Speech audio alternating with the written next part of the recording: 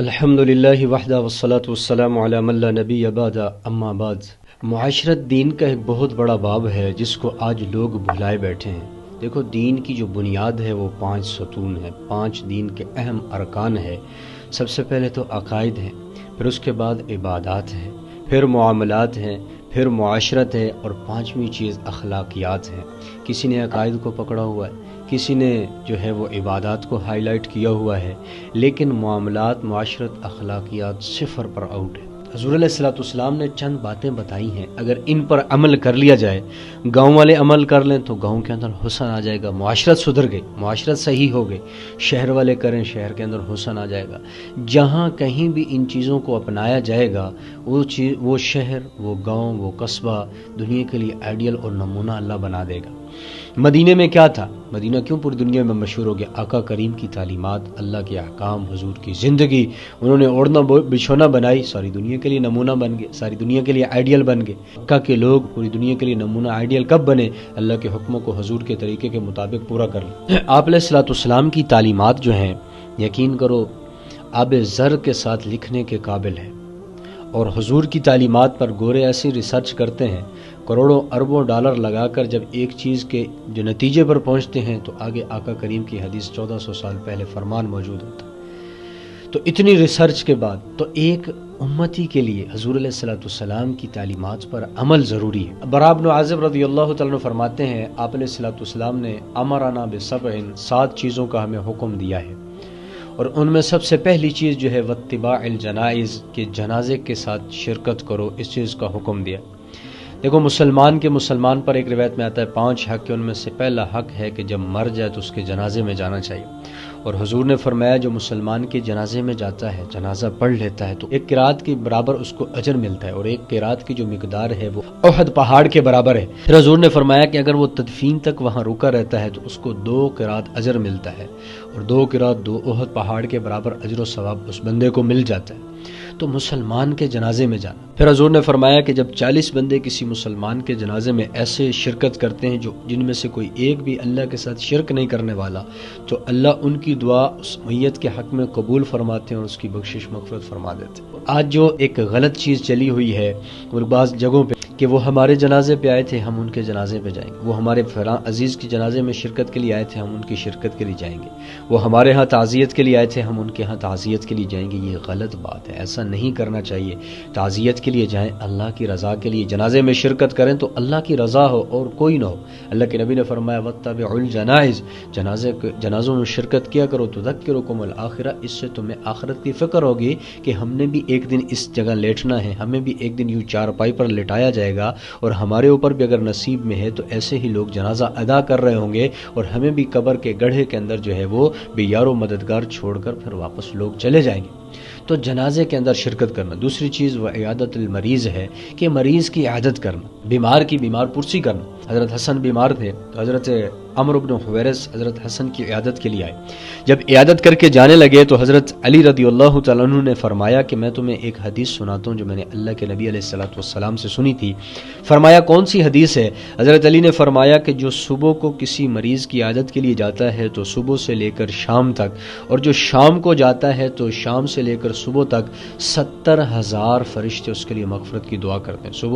صبح گیا تو صبح سے شام تک 70,000 فرشتے، شام کو گیا تو شام سے صبح تک 70,000 فرشتے اس بندے کے لیے مغفرت کی دعا کرتے ہیں۔ تو عیادت کرنے جائیں، کسی کوئی بیمار ہو جائے اس کو پوچھنے جائیں، اچھا پوچھنے جائیں تو وہاں جا کر کوئی ہے اس کو دلاسا دیں، اس کو امید دلوائیں، نا امیدی کے پہاڑ اس پر مت گرائیں کہ تو بیمار ہو گیا، تو اب مر جائے گا، یہ ہوگا وہ ہوگا، کمزور ہو گیا، بلکہ اس کو دلاسا دلائیں، اس کو فضائل سنائیں۔ بیماری اللہ کی نعمت ہے، بیماری کی وجہ سے آپ کے گناہ جھڑ گئے، اور قیامت والے دن جب اللہ جو ہے دکھوں والے، مصیبتوں والے، پریشانیوں والوں کو بلائیں گے، ان کو پروٹوکول دیں گے، تو لوگ اس چیز کی تمنا کریں گے، لو قطعت اجسامنا بالمقاریض، کاش دنیا کے اندر ہمارا جسم بھی کینچی کے ساتھ کاٹ دیا جاتا، چھری کے ساتھ نہیں، ایک دم کاٹو گے فوراً کٹ جاتا ہے تیز چھری، لیکن کینچی کے کے ساتھ کاٹنے میں دقت ہوتی ہے تو اس چیز کی تمنا کریں کہ زیادہ مشقت برداشت کرتے تو آج زیادہ ہمیں اجر ملتا. تو آپ کسی کے پاس جائیں، اس کو دلاسا دیں، وہاں جا کر اپنی نہ چھوڑیں باتیں، ان کو حوصلہ دیں، منفی باتوں کا وہاں پر جو ہے وہ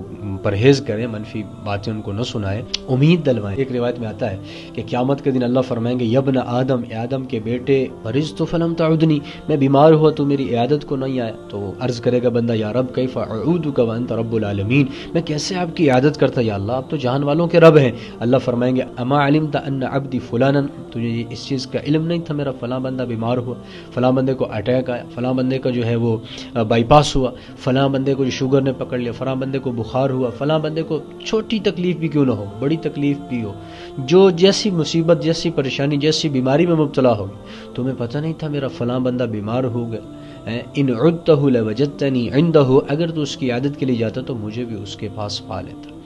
تو دوسری چیز جو ہے وہ مریض کی عادت ہے. پھر تیسری چیز وہ اجابت داعی ہے کہ کوئی دعوت دے تو اس کی دعوت میں شرکت کرنی چاہیے، نخرے نہیں کرنے چاہیے، اور یہ نہیں کہنا چاہیے کہ جی ہم نے بلایا تھا نہیں آیا تھا. مسلمان نے دعوت دی ہے، آپ اس کی دعوت کو ایکسیپٹ کریں، آپ اس کی جو ہے خوشی کے اندر شرکت کریں، وہاں جائیں، ان کا کھانا تناول فرمائیں، تو مسلمان کی دعوت کو قبول کیا گیا.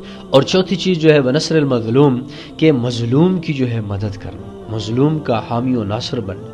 اگر باپ بھی ظالم ہے اس کا ساتھ چھوڑ دے، مظلوم کا ساتھ.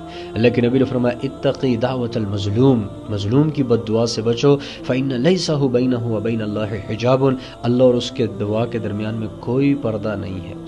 فوراً جاتی ہے عرش معلیٰ سے ٹکراتی ہے، اللہ اس کی دعا کو قبول کر لیتے. تو مظلوم کی دعا سے بچو. اللہ کے نبی نے فرمایا اپنے بھائی کی مدد کرو اگرچہ وہ مظلوم ہے یا ظالم ہے. صحابہ نے عرض کی مظلوم کی تو سمجھ آ رہی ہے، ظالم کی کیسے مدد کریں؟ آقا کریم نے فرمایا کہ ظالم کو ظلم سے روک دینا یہ اس کی مدد ہے. پھر پانچویں چیز، اگر کوئی قسم اٹھا لیتا ہے تو اس کی قسم کو پورا کروانا. تو نے قسم اٹھائی، اب تو ہی اس کو بھوگ، بلکہ اس کی قسم کو پورا کروانا.